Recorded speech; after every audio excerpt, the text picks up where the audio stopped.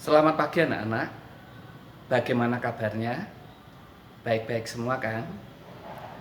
Pada pembelajaran yang lalu, kita sudah belajar tentang besaran. Untuk pembelajaran kali ini, kita akan belajar tentang pengukuran. Saya membawa beberapa alat ukur. Yang pertama ini adalah mistar, dan ini adalah stopwatch. Mistar digunakan untuk mengukur panjang, sedangkan stopwatch digunakan untuk mengukur waktu. Namun pertanyaannya, bagaimana cara membaca alat ukur ini ketika digunakan untuk mengukur? Untuk itu kita akan pelajari bagaimana cara membaca alat ukur, serta kita akan belajar tentang pengukuran yang lain. Apa saja yang akan kita pelajari pada bab pengukuran ini? Untuk itu, perhatikan penjelasan berikut. Tujuan pembelajaran dari pengukuran adalah yang pertama, melakukan pengukuran panjang, waktu, dan masa. Yang kedua, menghitung konsentrasi larutan. Yang ketiga, menghitung laju pertumbuhan. Yang keempat, mengukur volume benda yang tidak teratur bentuknya. Baik, kita akan masuk ke dalam pengukuran. Pengukuran itu apa? Pengukuran atau mengukur adalah membandingkan suatu besaran dengan besaran lain yang ditetapkan sebagai satuan. Jadi dalam kegiatan pengukuran adalah kita melakukan kegiatan membandingkan suatu yang kita ukur dengan besaran lain yang ditetapkan sebagai satuan. Baik, sekarang kita akan melakukan pengukuran panjang. Untuk mengukur panjang, kita gunakan mistar atau penggaris. Baik, kita lihat contoh soalnya. Misalnya ada benda yang diukur panjangnya dengan penggaris seperti tampak pada gambar. Berapakah panjang benda tersebut? Kalau kita lihat, benda tersebut diukur dari skala 0 mistar sampai skala yang ditunjukkan paling akhir. Untuk mengetahui panjang benda, kita tinggal lihat skala akhir yang ditunjuk pada mistar, yaitu kalau di situ kita lihat skala akhirnya 2,5. Berarti panjang benda tersebut adalah 2,5 cm. Kita lihat contoh yang kedua. Berapakah panjang benda yang terukur pada gambar? Sekarang pengukuran panjang itu tidak dimulai angka 0 pada mistar. Kalau tidak dimulai angka 0, bagaimana caranya? Untuk mengetahui mengukur panjang benda, tinggal kita lihat skala akhir dan skala awal pada mistar. Panjang benda tinggal kita hitung skala akhir dikurangi skala awal. Maka dari gambar itu, panjang benda adalah skala akhirnya, kita lihat 4,3 dikurangi skala awal. Skala awalnya 2, berarti 4,3 dikurangi 2 sama dengan 2,3 cm. Sekarang kita akan melakukan pengukuran massa. Untuk mengukur massa, kita menggunakan neraca. Kita lihat contoh soalnya. Misalnya, ada sebuah benda yang diukur massanya dengan neraca sama lengan seperti tampak pada gambar. Kita akan menghitung berapa massa benda M.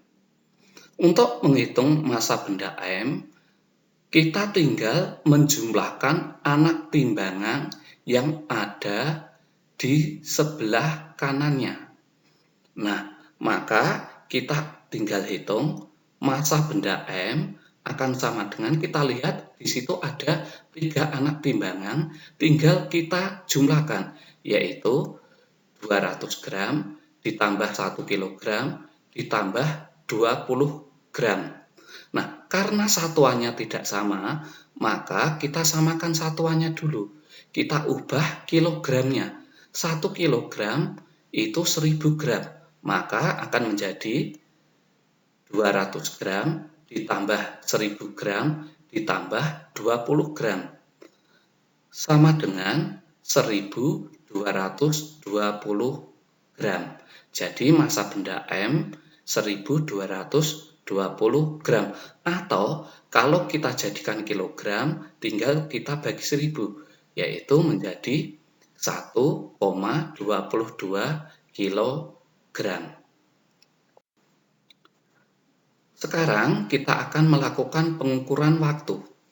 Nah, untuk mengukur waktu, kita akan menggunakan stopwatch. Nah, bagaimana cara mengukur dengan stopwatch? Nah, kita lihat contohnya. Nah, kalau kita lihat stopwatch, di dalam stopwatch ada 2 skala, yaitu skala yang bagian dalam, lingkaran dalam, dan skala bagian luar, lingkaran luar. Nah, kita lihat skala bagian dalam dulu. Nah, skala bagian dalam atau lingkaran dalam itu menunjukkan menit. Sedangkan skala luar atau lingkaran luar menunjukkan sekon atau detik. Nah, sekarang kita akan melihat mengukur hasil ukuran stopwatch yang ada pada gambar. Nah, berapa waktu yang ditunjukkan oleh stopwatch tersebut? Nah, untuk melihat waktu, langkah pertama kita lihat yang skala dalam atau lingkaran dalam, yaitu skala pada menit. Nah, kita lihat jarum yang ditunjukkan pada lingkaran dalam. Ternyata itu menunjukkan 3 strip. 3 strip berarti itu adalah 3 menit. Nah, kita tulis 3 menit dulu. Kemudian, langkah berikutnya kita lihat lingkaran yang luar atau skala luar. Kita lihat jarum pada skala luar, ternyata di situ menunjukkan angka 26. Maka, untuk menghitung waktu tinggal kita jumlahkan dari skala menit tadi 3 menit ditambah skala sekonnya adalah 26 sekon. Maka hasilnya adalah 3 menit 26 sekon.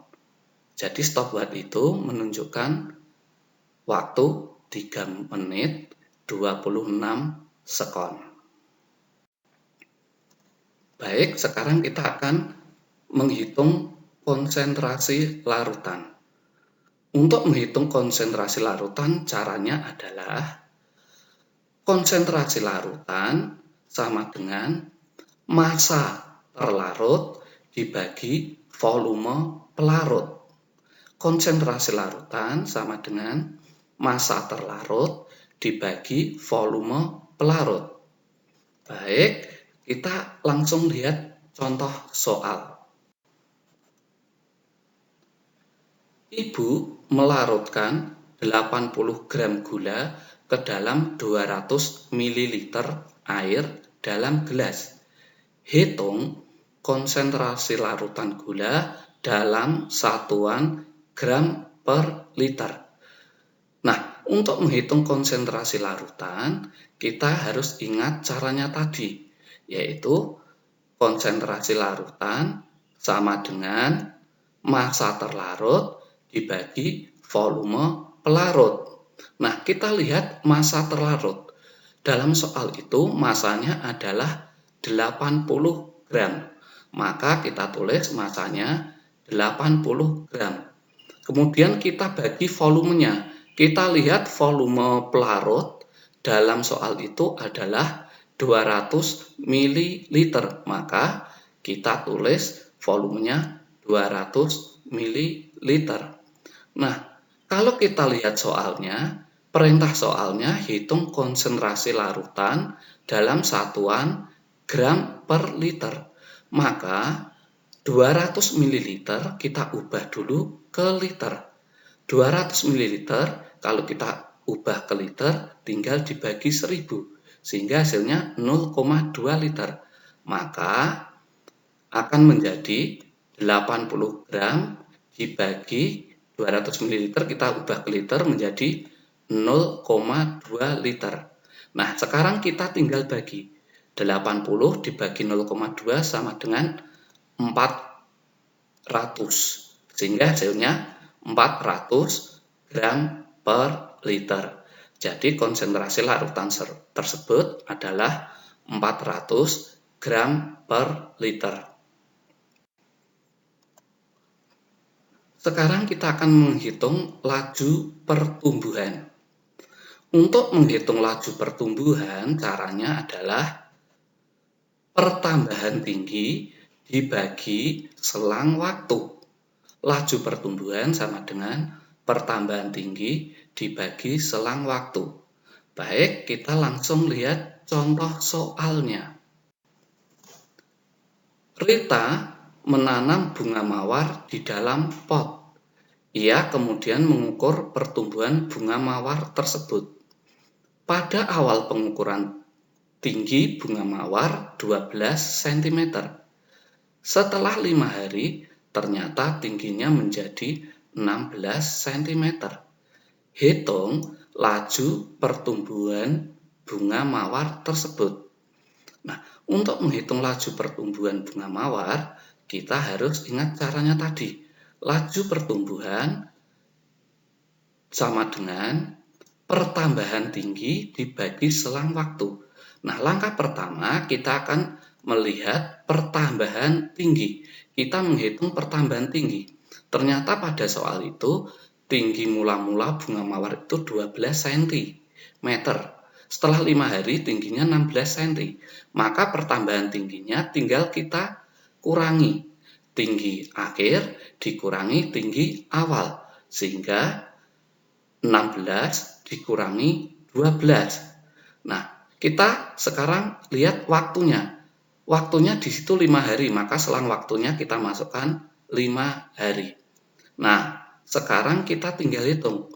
16 kita kurangi 12 sama dengan 4 cm per 5 hari.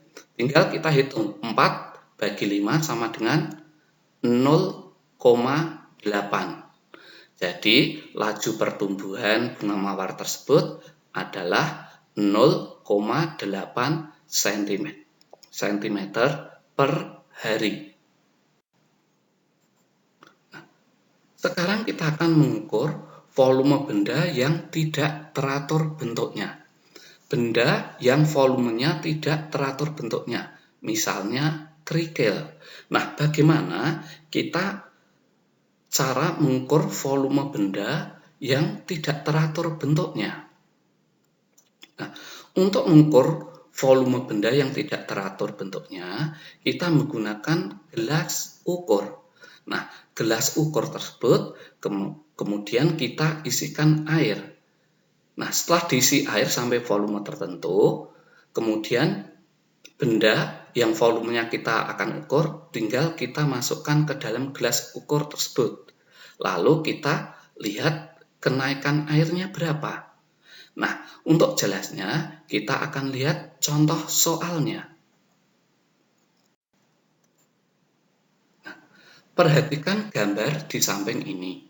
Sebuah gelas ukur diisi air sebanyak 150 ml. Kemudian, sebuah kerikil dimasukkan ke dalam gelas ukur tersebut sehingga permukaan air dalam gelas ukur naik menjadi 200 ml. Hitung volume kerikil. Nah, untuk menghitung volume kerikil atau volume benda yang dimasukkan, tinggal kita lihat volume air mula-mula dan volume air akhir setelah kerikil atau benda dimasukkan.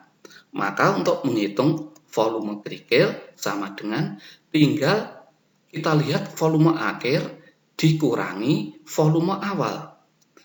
Ya, berarti volume kerikil sama dengan volume akhir air dikurangi volume awal air. Volume akhir air kita lihat pada gambar 200, maka kita masukkan 200 dikurangi volume awalnya 150. 200 dikurangi 150 sama dengan 50. Jadi volume kerikil itu adalah 50 ml.